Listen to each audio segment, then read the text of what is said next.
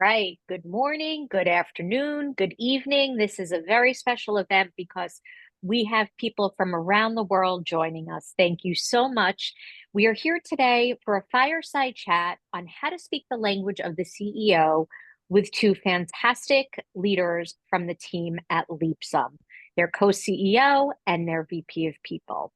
For those of you unfamiliar with Leapsome, they're an all-in-one intelligent people enablement platform trusted by CEOs and HR teams at more than 1,500 forward thinking companies such as Spotify, Monday.com, and Unity to drive employee development, productivity, and engagement. I know there's a lot of folks in here. We opened it up to the general public who may not be familiar with TroopHR either. We are the host of today's session. And for those of you who are not familiar with us, we are the premier community and resource for the modern HR leader. Before we get started, I did want to share a little bit of background on our guest speakers, Jenny Padawils and Luck Duktitra. Jenny is the co-founder and co-CEO of Leapsome. Together with her co-founder, I should have asked how to pronounce it, Kaiton Armisberg, she supports companies in establishing agile feedback and learning cultures.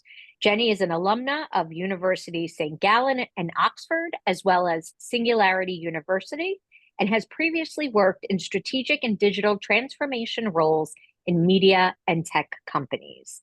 Luck Duktitra is the VP of People at Leapsome. She is based in Leapsome's New York office. She brings over 15 years of HR expertise to the role.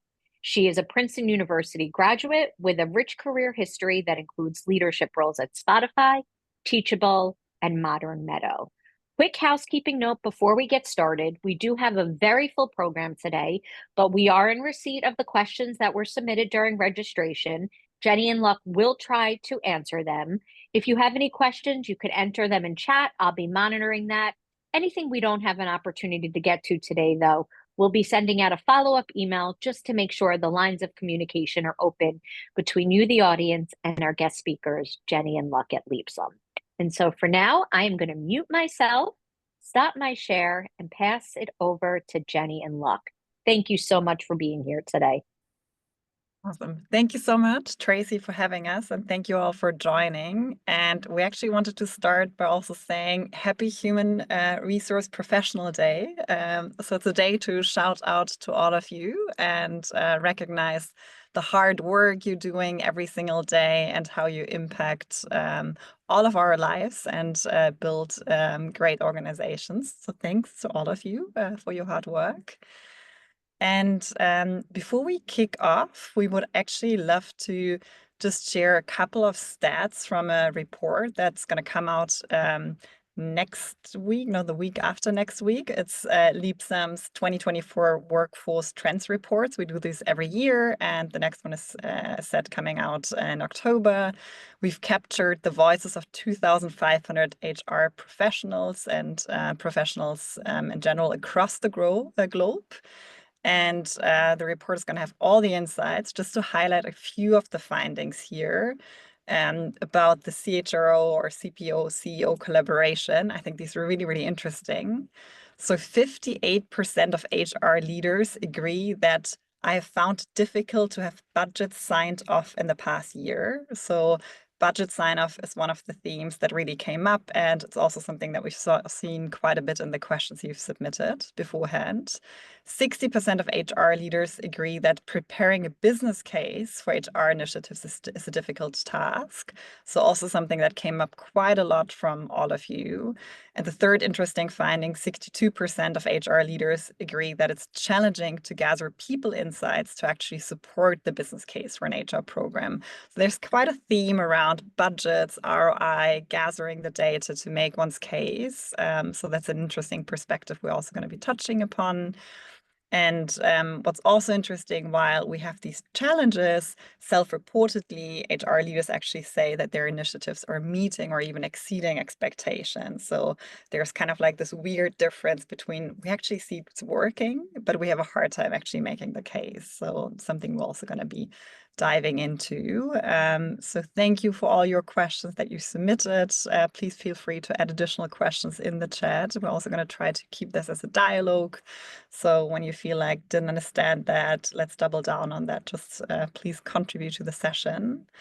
And the four themes we're going to be talking about, along with your questions, are getting CEO buy-in, providing ROI on initiatives, managing up and relationship building, as well as building and maintaining culture amid growth. So those are our themes, and really excited to have this format together with Luck, who's an amazing people leader and someone I really, really enjoy working with. So it's the first time we're actually having a webinar together, funnily enough. So I would say here we go. Great. Thanks, Jenny, and thanks, Tracy and Troop, for having us. Love to see some familiar faces and names in the chat. And like Jenny said, we definitely want to keep this interactive, so feel free to ask questions. And just for context, Jenny and I've been working with Jenny at Leapsome for just almost a year. I think I hit my year next month. And so definitely similar themes that I think a lot of the questions had around market conditions and budget and trust and all of these things. So I hope we can dive into this and get some insights for everyone. So without further ado, let's dive in. Topic and challenge number one was getting CEO buy-in. So Jenny, as you've seen from the questions and even from the report, like it's very hard for people leaders to really get buy-in from their CEOs for initiatives sometimes, especially with the market being as it is and budgets being tighter and just kind of the shift. So how would you let our listeners like know about how to prepare for speaking to the C-suite and the CEO and founder? What kind of key things are top of mind for these leaders when prepping to speak with you or other CEOs? And yeah, what kind of presentations can HR leaders really take on so that they can best deliver what they want to deliver? Yeah, and I think what's interestingly, when I read through some of the questions and the comments that were submitted in the preparation to the session today, but also speaking to other CEOs, I think it ultimately also boils down at times to we don't necessarily always speak the same language. Or even fully understand what the other sort of like role like really cares about. So I think what a really, I think a really important starting point is if you want to work really well with your CEO is really understanding what they specifically care about, like what drives them, what are they paying attention to, like what are the top sort of like 3 priorities they have for the next year, for the next quarter, maybe even for the next week. And if just to make that sort of like personal as an example, but obviously it's important to figure that out for your specific CEO. For me personally, there's kind of like 3 expectations I have to every executive I work with. So that's not just the people leader, that's pretty much everyone who reports to me. And the first one is to be strategic and to make sure to drive both high quality and urgency. So that's something I really care about. So what I want to see is from Luck in our case, like how does a specific initiative feed into our overall business strategy? How are we going to make sure it's done quickly, but also like to the bar of quality that we actually set for ourselves as an organization? So that's kind of like the first one I really personally care about as a CEO. The second thing I really care about is I'm an economist by training, and I really love to sort of like also see the data, right? So I want Luck to really own the outcomes, be on top of the KPIs, and make as much as possible a case why a specific initiative really matters right now. Also, not just why it matters in general, but also why it really matters right now. How we're going to measure success, and how do we know we're actually on track in terms of KPIs? And I think this is maybe the tricky one where it's much easier for a marketing leader or for a sales leader to come with all their KPIs. And that seems to be one of the big levers and conversations we need to have as we saw from both our report and your questions. And I think the third one, and I think this is also where there's a lot of potential for conflict in general in the CEO-CPO relationship is act like an owner, in the sense of like really bringing together that care for the people. Like we at Leapsome want to build really people-centric culture internally. And at the same time, we're a business, right? So we need to figure out what's possible right now. We are in a very fortunate situation, but there's a lot of companies that are really pressed for budget right now. So making sure you think from like that owner, sort of like what's helping the business, what's possible, but also like the people-centric position, just finding the sweet spots where the two really coincide. So that's sort of what I care about. Obviously important for you to figure out exactly what your CEO cares about. And ultimately, I want to see proposals that are in line with these three things I care about. And I think that's where we then have the opportunity to really move forward. That's great, Jenny. And I think what you talked about, speaking each other's language is really interesting. And especially as you're new to that relationship, really figuring out how to do that. When we were prepping for this, you also mentioned something about like, this is where frustration can come in the way when you're not speaking the same language. And I think this is like just a really real point for HR leaders who care a lot about people, but who also care about the business, I think. But that language difference can be kind of jarring. Do you have any tips for how you can build on that relationship if you do get to that frustration point? Like, what's the best way to de-escalate, or what's the best way that we can move beyond it and like really come through with that deliverable or the impact that you want? Yeah. And I think that's on like a super tangible level. I think the first one we spoke about, like understanding the priorities, the goals of your CEO, and making sure you can link your proposals into why these are related, why it matters, why your and their goals are very much sort of like aligned. I think then the second one is also figuring out like what's actually the right point in time, the right context to bring certain proposals forward. So for example, and that's, I guess, to some extent, not just understanding the objectives, but also the working style, the communication style of your sort of like the CEO. So I'm, for example, someone I really prefer to have a pre-read. So I want to have like a proposal that really clarifies like that's what we're trying to achieve. That's how we're going to get there. That's how we measure success. And my way of sort of like digesting that information is like I can pre-read it, I can think about it, maybe I can sleep on it, and then we have the opportunity to actually use our one-on-one meeting, for example, to actually discuss it, maybe ask some questions. So that's kind of like how my mind works. I need that pre-read in order to, like, if I'm just getting like a big question on a one-on-one meeting and I'm supposed to react right away, that might not always be the thing that works for me. And I think similarly, especially if it's like crazier times, also kind of like timing when to bring a certain proposal forward. So if it's maybe an initiative that's really important but not super urgent, and the board meeting is happening sort of like that week or the next week, that might also maybe be the not ideal week to bring a certain proposal maybe forward.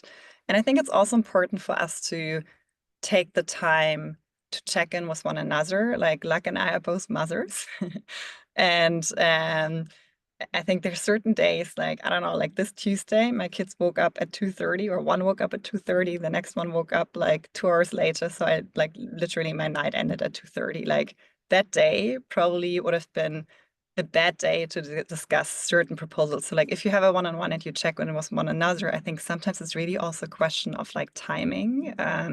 So I think that on a very practical level is also good. So like know the objective of your CEO, know their working style, know how to decipher their communication, right? And like really master your timing. I think those were maybe very, very small, but yet very impactful things. And yes, I've learned that Jenny does prefer a pre-read, so I have to, I'm shifting to try to learn how to do that myself versus just kind of talking about things. So I do think investing in that, learning about each other is really important. And actually, maybe like just one thing I'm thinking about, I think what we're also like testing, what seems to be sort of like working well for us, I mean, ask us again in 6 months, is doing like a 30% feedback or check-in. So when like, for example, working on like a big initiative or project, and I mean, we're also, I think the opportunity, but also the challenge of being the VP people at Leapsome is we really care about culture and people initiatives. So there's also a lot of opinions, which is good because there's a natural like level of buy-in, but it also means there's a lot of opinions beyond founders even. And is sometimes it's helpful to like do like an initial version of alignment early, at least in our context, if like your CEO really wants like a perfectly fully built out proposal, maybe then a 30% feedback loop isn't going to be effective. But I think in our case, it's something that actually seems to be effective for us to know, like, are we actually thinking in the same direction? Yeah, absolutely. These are the things you learn as you kind of start having these conversations. But yeah, we definitely get lots of opinions about our practices. So it's good, keeps us sharp. Looking at time, Jenny, should we hop to the other Yes. challenge? Were there any questions in the chat? No, I think not for now. Again, like, don't be shy. If you feel like you would double down on anything, please go ahead and do so. Wait, would you appreciate a mini pilot of the initiative? Oof, that's a good question. I think it really depends to some extent. And I mean, I think what we really, well, I as a CEO really appreciate, and yet again, I think this is like also dependent on who you work with, is like continuous learning and iteration. So, for example, we started a manager training program, a new one, I think, beginning of this year.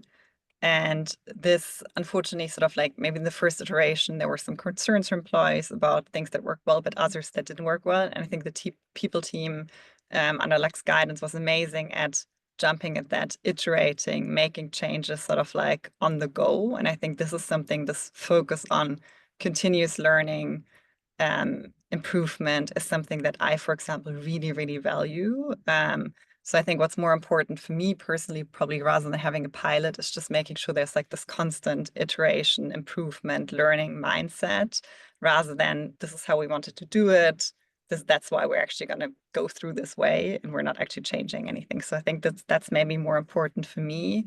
Maybe there's certain programs where like a pilot would make sense, but I don't know. Like, do you have any thoughts on pilot versus Yeah, non-pilots? no, I think both points are fair. I think it depends on what the program is. If it's something that you just sort of want to test out and it makes sense to do a pilot or with one group versus another, or like with key ambassadors who would give you really great feedback immediately, then I would try that out. I sort of do that anyway, where we're rolling something out and let's just test with some of those culture ambassadors in the company. Does this make sense? Does this read right to you? So I think there's room for that, but yeah, it kind of depends on what the program is. But yeah, I try to tell the team, hey, we're going to roll this out. I think, especially as you're more junior in your career, you want the thing to be perfect. But the truth is, like, work life, modern work is very different. And you do have to be able to be agile with the things you roll out and make improvements as things change. So that's a good point. And which KPIs are most important to you? I mean, I think in a proposal, what's most important to me is like there's a clear objective about what are we actually trying to achieve. So what's the outcome, and why do we believe this particular initiative or program or whatever we're designing is ultimately actually going to make a difference? So really like very, very clear on the outcome and very clear on the path to get there. And also how do we measure success? Which is then the basis for that, what we just spoke about, right? This constant iteration and improvement. And I think the KPIs overall that I care sort of like most about is, I mean, obviously engagement is very important for us because I think it's preceding sort of like, or it's like a leading KPI to retention to some extent. It's also something that shows the health of the organization, our ability to achieve the business vision, the org vision we have. So I think that's one we care about. And then we do obviously also very much care about retention, even though I would say, or attrition.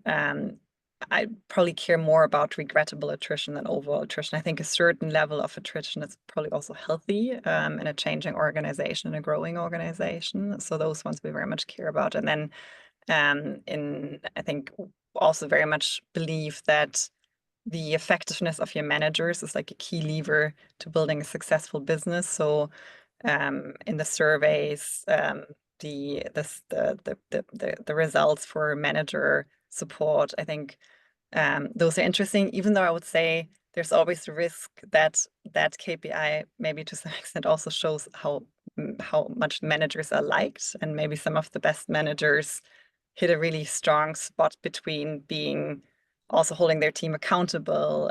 So I think, yeah, but I mean, general manager effectiveness, engagement, attrition, retention, that's probably the ones. And then sort of like close rates of the job offers we make, and time to hire, those would be the ones that I would sort of like think about most top of mind. All right, then I would suggest to move on to our next block.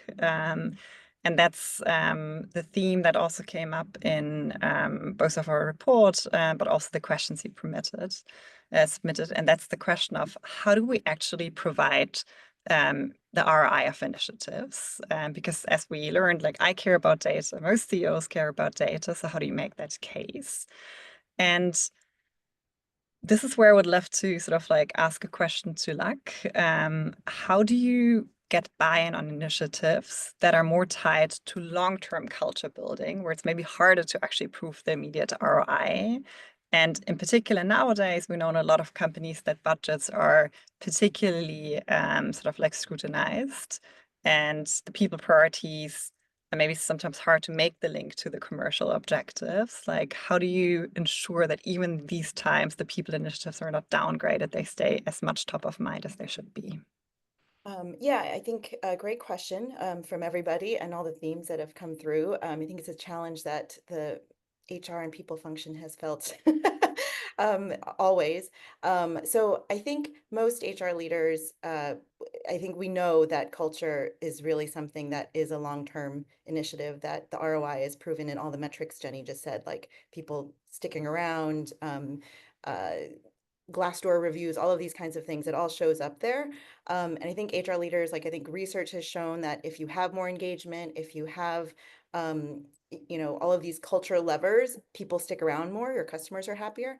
But it's hard to prove that sometimes, especially I think when new trends happen in the workforce and then the board or the CEO has some idea that they need to do something like right away, and it's some initiative that is more short term, et cetera. But I think as people leaders, we need to help business leaders keep focus on the long game and things that persist beyond just like some quick metric. So practically speaking, how do we measure this? I do think what Jenny said in terms of engagement surveys and ENPS, candidate reviews, all of this stuff really matters. But I would say go deeper than the data. So look at the data for the trends and do so regularly. So it depends on how regularly you're testing this to see if it's just a moment in time or if it's something persistent. And then really look at the comments. I think sometimes the comments are the most telling of what's happening. And I think what we need to do is make sure that we're looking at that feedback and actually hearing it, listening to it, and actually putting programs together that actually deliver on that outcome people are looking for. So a lot of times it'll be like, let's just do a wellness program or this app or something that we give to employees that doesn't really hit the core of what's happening. Like an example of this would be, everyone's like kind of crazy. There's so much going on and we're trying to deliver like, some app or whatever. The app could be great or a manager training could be great. But maybe people just need a different way of working. And some programs like this don't even cost money. So in Leapsome, as well as other companies I've been, we've implemented something like a meetingless Wednesday or something like that, that gives people time back to focus. And that really is delivering back on what people are looking for versus something that might just be trendy or cost money and all of these things. And it's because people want time back. So I think once you do that, you also have to kind of measure it. So I would say prepare by like pre-surveying people, understand what the conditions are, and understand the outcome that you want afterwards, and then measure that. So the question about the pilot, I think we actually did this as a pilot 2 companies ago, where we tested out this meeting-free day, and then it wound up persisting. So I think these kinds of things really have impact on people, and then you can see that trend over time, and you can even be clear about it. Be like, hey, by the next review cycle, we should like, I think this will go up, and by the time after that, this is what happens. And I think that kind of language, to make sure it's time boxed, can really help business leaders and CEOs see why we should invest in this time and or the money. And I think um, we should make sure that we prepare a roadmap. I think sometimes a lot of things just happen ad hoc, and they feel reactive. And this is where I think really investing in building that roadmap and remaining agile, but showing why these things in aggregate can lead to long-term change and really reflect your values and culture, is a great way to, sell that story. And I think what's great is nowadays people actually care about this. So the next generation is pushing companies to care about how you work and the culture there. And I think CEOs care about it because it's their baby, it's their it's the company that they're creating. And so you want it to have this true, authentic culture to it. And I think if you don't focus on the real joy of work and the thing that makes a difference there, then yeah, you're just chasing, temporary ROI, but really building that culture makes sense as long as you have that narrative that ties to it.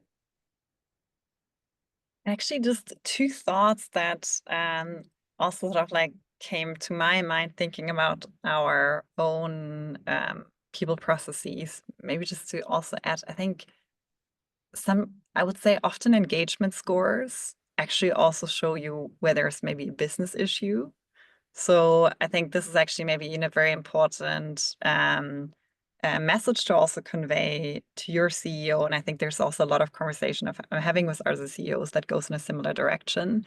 Is like you're not just measuring like well-being, you're often measuring like really, really actual like challenges, issues you have in a particular unit, in a team, in the market they're serving. So I think this is actually why it's also really valuable information to actually steer the business beyond obviously building a great organization and a great culture. And I think the other thing that I think our people team is really doing exceptionally well is we've established, we call them people partners, but HRBPs ultimately. And they really sort of stay close to the organization. They take the time to also like take the results from the surveys, the quantitative, the qualitative, have workshops with the teams, and give like a really good understanding of what's going on in the organization, with also like very clear proposals on how to change, how to improve that. So I think that's also like a really, really valuable partnership function to the business and the CEO. Maybe just maybe one question that we actually had from the preparation session, then we can maybe jump into the 2 questions that were also like posted in the chat. The question that also came up from people signing up for the session is, what are your best practices for measuring the success of people programs? And I think then we can maybe also start weaving in the answers to the questions in the chat there. Absolutely, yeah. I see there's a roadmap question and ROI. So I think the basic answer is like utilization of what you're doing. So how much usage is there? So sometimes the employee population, or there's something that's out there that we should all do, and then you do it, and then like nobody uses it. So I think keeping track of that, the noise around it, and if people actually care about it, because if they do care about it, they would use it. I do really believe in the feedback survey for a pre and post for both qualitative and quantitative, because I think you capture the essence of what's happening beforehand, and really it forces you to focus on what the deliverable is and what the outcome that you want is on the tail end, and then using that as a way to iterate on the next version of it. So those pre and post surveys, I think, are really invaluable. And then sometimes I even think how noisy it is, just as a heuristic of like, are people complaining? Like we just launched a program with high performers, and I haven't heard that much about it. So I was checking in with the team. I'm like, what do we think this means? And I think it means that it's going pretty well, because I definitely hear things when something is really bad and we immediately try to make a change. So I think paying attention to some of those like quieter metrics are also important.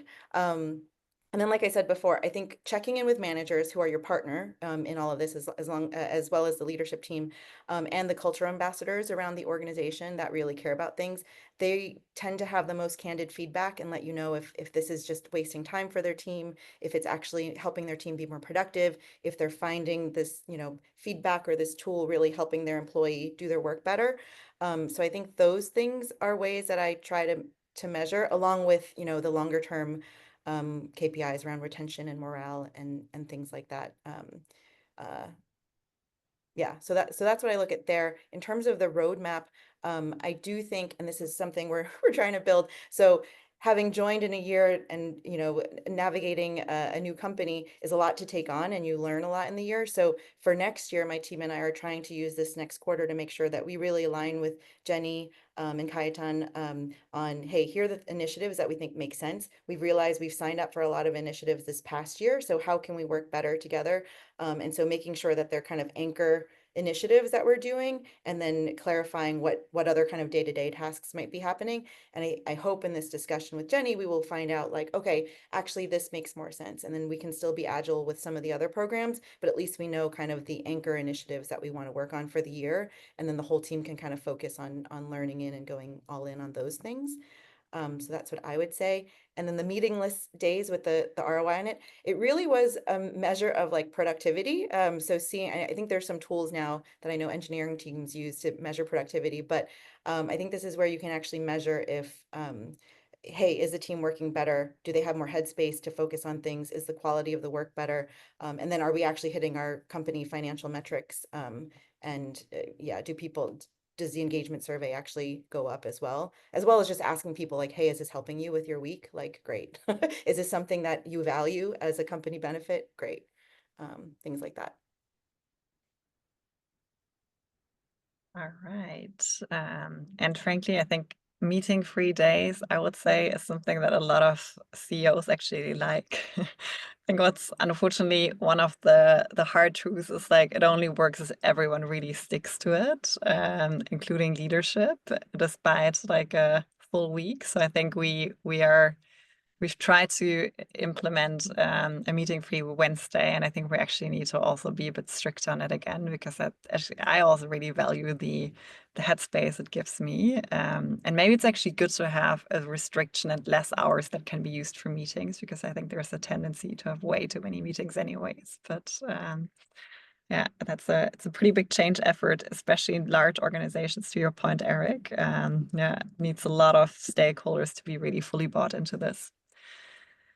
All right, looking at time, I would propose that we move over to the third challenge that you all brought up, which is managing up and relationship building.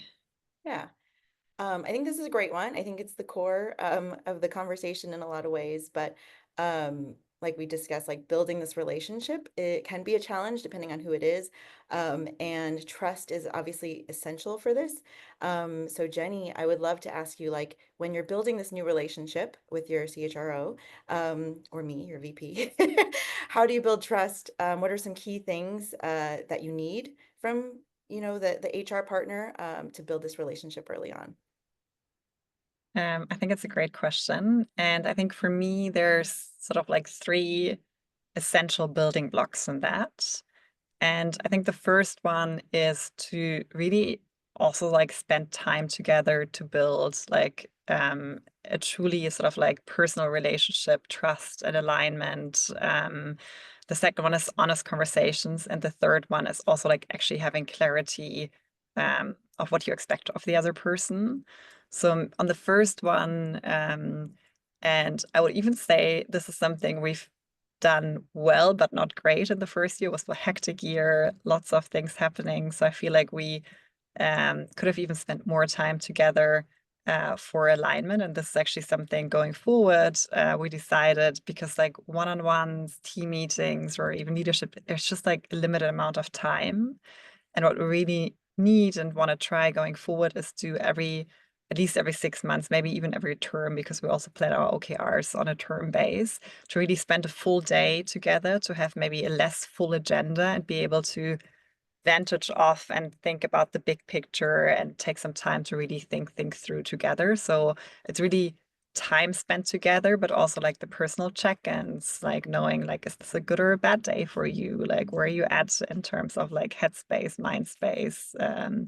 I think that's the first one that's very, very important. And obviously also like hiring someone where there's an alignment on purpose and values, because that makes that time spent together and building that foundational relationship a lot easier. So that's the first one.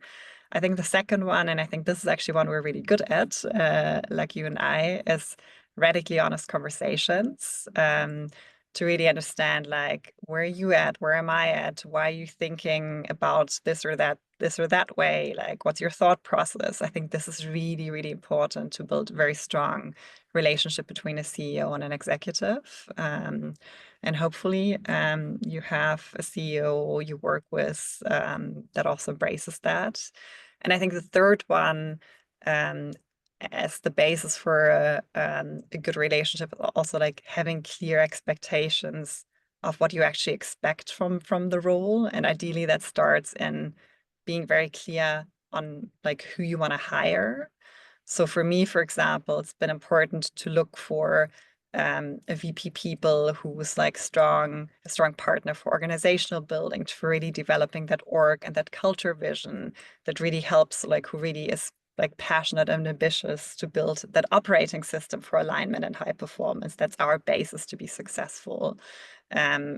It's someone who's also really interested to push the line of what a best practice is, develop the next best practice, is open to feedback, is exceptionally great at building psychological safety in their team, in the organization, but who's also like strategic, accountable for high quality urgency, data driven, acting like an owner, all the things I've mentioned in to the first question. So having that clarity of like who you actually want to have in this role. For us, it's like a role that goes very significantly beyond like payroll and compliance. So just having that clear picture, and I think that's obviously on the CEO. That's a hard one for you to solve, but I mean, I think maybe good to just then get full clarity of what's expected of you, what their expectations for you is, but also maybe challenging their expectations and doing a bit of role crafting, saying like, look, you want me to do this and that. I'm actually have great potential to do this or that, which can provide a lot of benefit for the organization for these and those reasons. So maybe you can even like, if your CEO hasn't done it well, help them to sort of like clarify their expectations and craft those role and those expectations where you can be successful. And I think what's also important to speak about and think about is like what to do in case of conflict. I mean, I think conflict is inevitable. I think it's part of human nature or being, and also part of a work. And I think what's very, very important is, in case conflict arises, is to really stay curious. It's hard, right? We get into like a maybe fight, flight, freeze kind of like motion. We feel stressed. We feel threatened maybe because like the CEO's sort of like you're reporting to that person, but to stay curious, to really try to stay curious and to try to understand the other person's perspective, like where are they coming from, why are they reacting this way, asking questions, like really understanding what's going on. And I think it's important not just to understand what the other person's perspective or decision is, but also what their thought process is. Because if you really inquire and ask and learn about their thought process, I think it really helps. It's quite clarifying and maybe just really helps you to understand their perspective. So if your CEO says like no to a program, like really try to understand like why do you think this is not a good idea? Like what's your thought process? Like what are your objections? What are you concerned about? So really staying curious, I think, is so important in case of conflict. And I think CEOs generally want to succeed, right? So aligning your goals with them is really like really understanding where they're at, where they're coming from, maybe reworking your proposal to also incorporate those objections. I think that can really, really help to then resolve that conflict. Like assuming there's an initial alignment of values. If there's like huge misalignment of values, maybe that's a different conversation. But I think if the general alignment in terms of values is in place, I think staying curious and is really, really helpful. Yeah, no, and What do you think? What do you need? So maybe it's good to go on to turn the happy to share, perspective but around. commenting on the comments, I think, yeah, like navigating, challenge the idea, not the person, I think is so important. Like we talked about before, frustration, conflict is human nature, it's normal. And so I think it's great to like stay that way. And the other thing that I try to remember in these moments of conflict would be like, yeah, this is the other person and you're a team. You're not like us versus them. You're kind of working together. Like I've always seen my role as something that I'm supporting the business, and the business is the CEO's responsibility. And so we need to work together to make it successful. And it's not personal. It's like, what do we need to do that's better for the business? But yeah, in terms of what I need, I think Jenny hit on a lot of them, but I do believe that building that relationship and trust and spending time together. I've worked with various founders and leaders and CEOs, and they're all different. And you all have to kind of figure out how the other one ticks and how they operate. And then that's when you get that synergy. But for me, what I found to be really important is like clarity of purpose and vision. So when I know what the leader is looking for the organization, for themselves, I can, like in my brain, sort of align what needs to happen. And then I feel like I can be effective. Like I can feel I can make impact because I can intuit the thing that they're looking for. And we don't have to waste time kind of talking through all the things. But like, this is where I feel like we're in this moment of like pure kind of like play together, because I can pick up on what they want, but I need to understand what that vision is. And then, like Jenny said, time to learn from each other, building that trust. I do think having those tough conversations together has been great. I agree, Jenny has been really fantastic in this, and that how we're kind of learning each other together, and building that rapport through some tough conversations, and then some like shared like vision for things. So I think that's really great. And then I think for the HR function and for myself, I'm happy to be the quiet crusader, and I think a lot of people in the HR function are like that. But I do think, especially on a day like HR Professionals Day, it is nice to acknowledge sometimes the person and the caring, but also that HR is a business function, and that the things that we push for, the calibration, the time spending, coaching your employee, those all have value, and it's harder to measure the ROI all the time, but those things actually have real business impact. How you think about the org design, those kinds of things. So I feel like giving that nod to the HR function, like, hey, like you're not just back office, you actually are a strategic partner, which I think the world is recognizing now, is really important too. Thank you all for it. Very much agreed. Really well said. Looking at time. Are there any additional questions about managing the relationship, or any shared insights out there?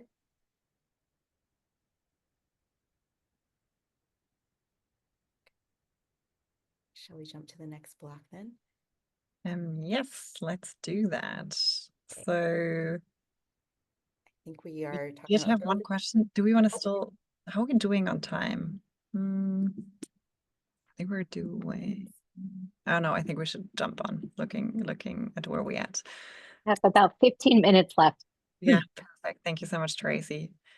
So the fourth challenge that many of you brought up was building and maintaining culture amidst growth and also amidst tougher times. And obviously, really, really important question. I think everybody who's joined this call really truly cares about building a great culture. So, like when we dive into that, how do you help your CEO understand the culture's impact on business results? And what would be an effective way to show that internal culture is as important as serving clients? In essence, what's the ROI of culture? I think we covered some of this before, but I do think that all of the things, the KPIs we talked about, like retention and turnover, engagement scores, all of this stuff really contributes to what happens on the customer satisfaction score as well, because those employees are talking to those customers. I feel like the happy culture really kind of creates this halo around certain companies. But I think also just looking at the financial metrics, is the company performing? Why or why not? Is it related to culture and morale? Or is it something different outside of the business? I think you can sort of take a look at all of that. And like you said, Jenny, like reading that engagement survey to see if there is something actually with the business or something with morale is really important to decipher. So I think that's there. I think the other measure is talent density, which we've been talking about at Leapsome quite a lot, right? So um, this year we've started doing calibrations and looking at performance and seeing where people are and how they can grow. And I think that's a really great sign. If you have people who stay there and they are excited to stay there and they grow, and they have opportunities, even if the business is not growing as quickly or whatever, what are we offering them, and do they choose to stay? Whether it's the benefits package, whether it's like just a chance to learn, like these kinds of things, I think are really important. Because I think showcasing some of those people that have stayed and grown is a really important measure of how a company is doing. And like I said before, I do think the optics of having a great culture matter a lot these days, because the workforce, it's hard to find great talent. It's hard to keep them. And so if you have a great culture where people want to stay, where the people that work there are actually happy and thriving and have the things that they need to operate at work, and pay and all this stuff is satisfied, that means you have a really strong culture, and that means that there's um, your business is more likely to succeed than the competitor who maybe has a lot more issues going on and they're not genuine about how they talk about things. So I do think the culture of a business is a measure of a company's success. I very much agree. And I would even go as far as saying, and again, like this is the CEO caring a lot about culture, and if I acknowledge that might be hard on other companies. But I think I would even attribute a large part of Leapsome's like really great track record and success to the culture we have. And I think for us, it's always started with the clarity it has given us for hiring. We've always aimed to hire missionaries, not mercenaries. And I think this is like the thing I'm most proud of with Leapsome. What we've achieved is really the team we've built and the culture we've built. And I think this kind of like sense of having this amazing group of people come together, feeling like a strong sense of belonging, having sort of like a certain way of operating is really, really something that ultimately like hugely drives business results. And I mean, I think there's a lot of data backing that up. And I feel like there's more of a shift, or has already been over the past years, of CEOs really also a lot of CEOs at least really, really naturally buying into that, or having very strong opinions about the culture they want to build. Thank you, Elon. All right. And maybe just one question like to you that I think would be helpful, and it came up in also like some of the questions in the beginning, like how would you prioritize people initiatives? So what do you tackle first? Like if you think about sort of how to go about building culture, being that partner to the CEO along sort of like the stages of a business, what advice can you share? Yeah, no, great question. And I think this is the core, no matter what, wherever you are, like really making sure the vision and values align. So the work that you need to do there to understand, both from the founder and like what kind of business they want to run, but also what the culture of the company should be and what that you want to strive for. So aligning on what those value words or whatever are, but making them come to life, I think is really important. Because I think knowing that people have then this internal narrative of like how they should operate, how they can be successful at the company. So how does that contribute to the employee value proposition and all these things? How does that contribute to how you design the benefits and reward strategy? How does this contribute to how we look at performance? Like, I think having that core foundation is really important. And if you really take that beyond just like, oh, it's a placard on the wall, but something that is really meaningful, you can use it as a decision basis. So hey, there's so many things, everything's on fire, right? So taking the values and saying, okay, well, what are our core principles? how do we, like, what is foundational about this and how can we translate that into something? Even an engagement survey, there's 1,000 things that come up. So how do we pick the one thing? Is it inclusion? Is it belonging? Is that the next step that we need to take? So I do think having that shared understanding of the North Star, the purpose, the like cornerstone of what the company's like heartbeat is really important for a people leader to then design, the programs that follow that. And then it's easy for employees on the other side to understand, okay, how do I fit into this narrative? And I think that creates, stickiness to a company and a culture and the people, which I think is something that is why we have this at Leapsome. Since Jenny and the founders were very integrated into the values process, not just, hey, HR, come up with something, like, here you go, put it on a wall. And I think this is actually the last point you made is very much linked to an amazing question that Jacqueline asked in the chat. Like, who owns culture? Where does it come from? What do you think?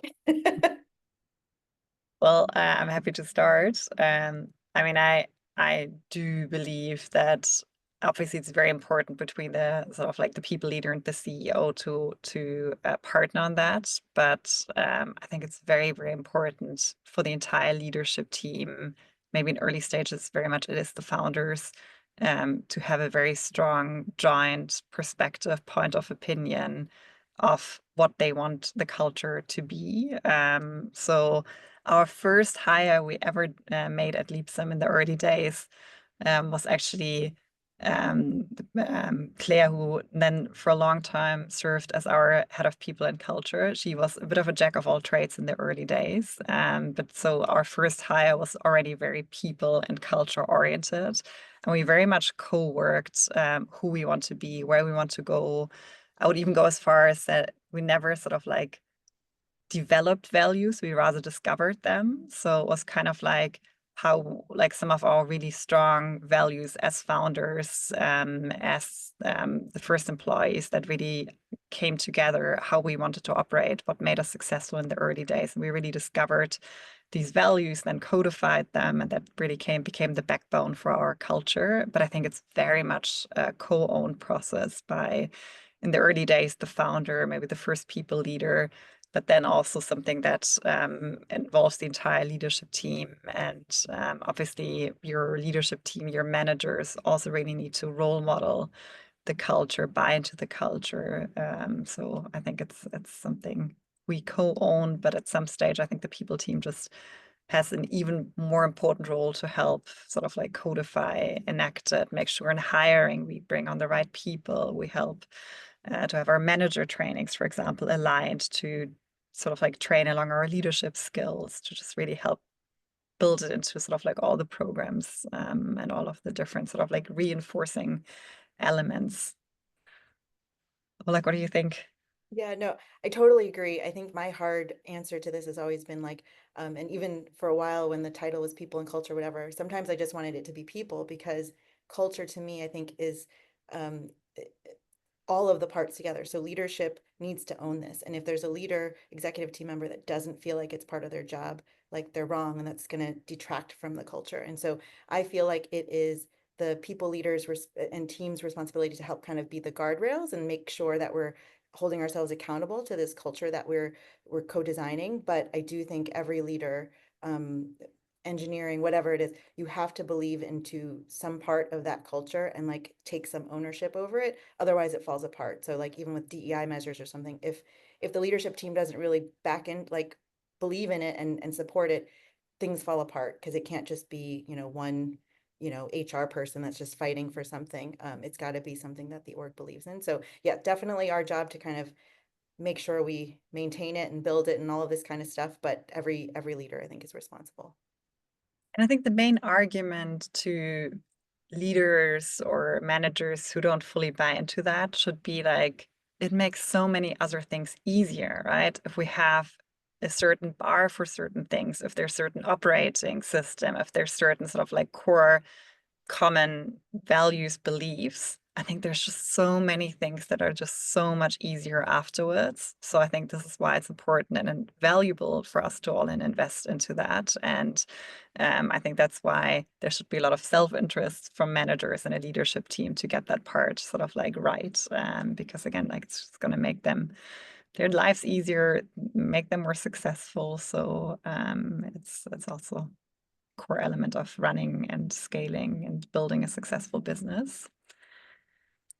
If you have any final questions, maybe we can answer still like a couple, drop them in the chat. Else there was one additional question that we haven't covered that we had from the sort of the questions you've submitted. And I think it's an important question for some of us in the audience, and question to Luck. How do you navigate the strategic side of HR when you're in a standalone role and you don't have support? So we have a lot of sort of HR people teams of one in smaller organizations. So how do you still get the strategic, the important stuff done? Gosh, it's so hard. I remember being there. I think what's great is there's a lot of resources now, like TroopHR, to support. But I would say the main thing I would say is be really clear about what you can and can't do. So I think this is where co-working with the leadership team, saying these are the things I can deliver. This does require that you have some time to plan and some headspace to think about what that roadmap is. But then I think it's important to carve out, okay, what's just the responsibility of the HR function versus, hey, can other leaders also support this aspect of what we need to do? But then also figuring out budgets and things, like there's so many fractional leaders and other vendors and support these days that you can probably outsource some of the things that you don't need to build yourself, and then really focus on the things that are strategic and that matter. And then, like Jenny said, there's a lot of tips for, hey, how do I make the ROI case for using this budget for this? Will this unlock me to do these things, and really focus on the things that make major impact? But I would say, yes, it's very hard, and finding community and mentors, which I feel like we're not around. Back when I was coming up in this field, they're very readily available now. And so, and people are often willing to share their best practices. So I think there's a lot you can leverage, AI as well, to help do some pre-thinking on things, but then really aligning with the CEO on, hey, what's the most important thing we can work on right now? And then give me the time and space to work on that and build the program forward until you can hire some more help. And I mean, we actually also have a lot of free resources and best practice templates, for example, that you can download on Leapsome, or also like access through our community. So I think there's just like, you don't have to do it yourself, right? There's a whole support system of communities, of resources out there. And I think what I love about people professionals is they're really so like eager and willing to help. So I think there's great people around you that can probably also like support you. I think we're actually already getting to the end of our session. This was so much fun. Really, really enjoyed it. Thank you so much, Tracy, for giving us this forum. And maybe just two things to reiterate. Like, we do regular webinars as just Troop. I think we can share maybe the link also to the Leapsome events page. I'm sure Tracy will also share how you get access to more of the amazing resources by TroopHR. I think it's one of the most special HR communities I've seen out there. It's absolutely amazing. I was at the retreat in May. It was absolutely one of the best I've been to in my life.